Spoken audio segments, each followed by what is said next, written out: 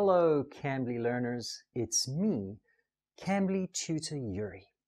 And today, we'll be going over a few more phrasal verbs.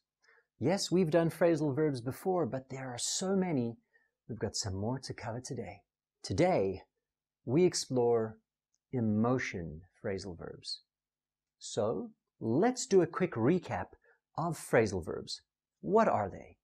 These are verbs that are made up of two or more words, with the first word being a verb and the second word usually being a preposition or an adverb. Our first phrasal verb example, to give you an idea of what we mean: cheer up. Do you think you might know what this phrasal verb means? If you said it means it is used to try to make someone happier, well, then you'd be correct, because cheer up means to make someone feel happier and more positive. For example, my friends brought me flowers to cheer me up after I had a bad day. Now, here you may notice, as I described in the definition, a phrasal verb is usually a verb followed by a preposition or an adverb, and in this case, cheer is the verb and up is the preposition. Cheer up. Here are two more example sentences using the phrasal verb cheer up. The surprise party was meant to cheer up the birthday girl. Here again, you can see we use cheer up to describe the action of making the birthday girl feel happier or more positive through the surprise party. Now the next sentence example: the funny movie cheered us up and made us laugh. And here you may notice that we included a pronoun in the middle to refer to the person or the people we're trying to help feel happier. So here's another example. I really want to make sure you understand this phrasal verb. I bought her favorite chocolate to cheer her up after a long day. You can certainly use phrasal verbs in this way as well, where you put the pronoun in the middle.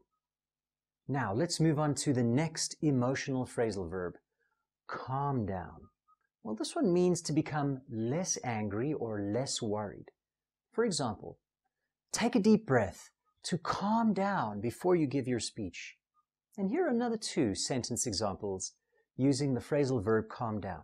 Take a few deep breaths to calm down before you respond to your friend.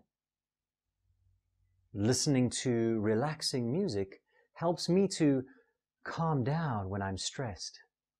Moving on, emotion phrasal verb number 3 is freak out. And this is an interesting one. What this phrasal verb, freak out, means is to become very scared or very upset. For example, I freaked out when I saw a spider in my bedroom. So we use this phrasal verb to describe when someone gets startled or over-worried or very scared about something. And here are another two phrasal verb sentence examples where you can use this phrase, freak out.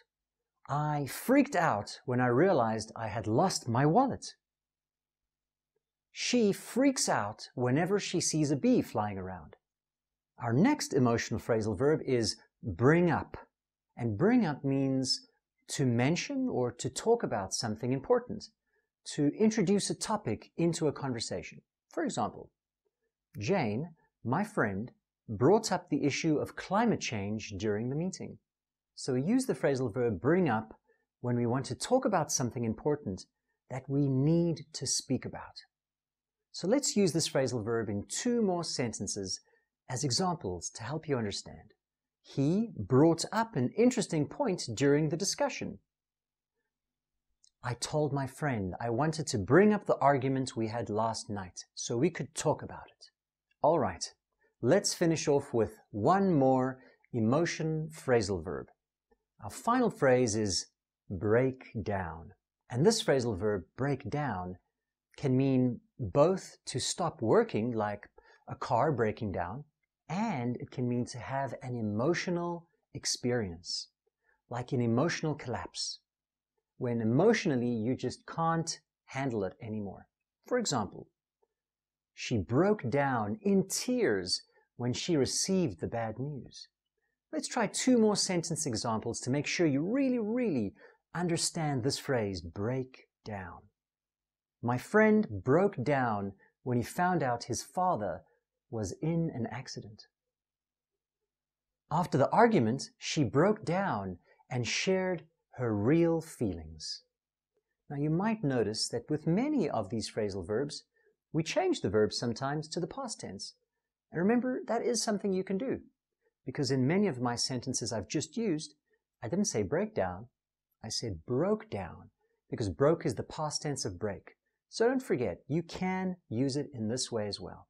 And there we have it, emotion phrasal verbs that we've covered today to make sure you guys can effectively and correctly use these phrasal verbs when you're having conversations with all of your friends and speaking in English. For those who are unfamiliar with Cambly, Cambly gives you instant access to friendly, native English speakers like me. And you can take English lessons anytime, anywhere, right from your phone or your computer. So, schedule your next lesson with me or any of our amazing tutors using the link down below. And that's it from me. So thank you so much for watching. I hope you've learned something, and I hope that you use it in your English every day. Until next time, goodbye.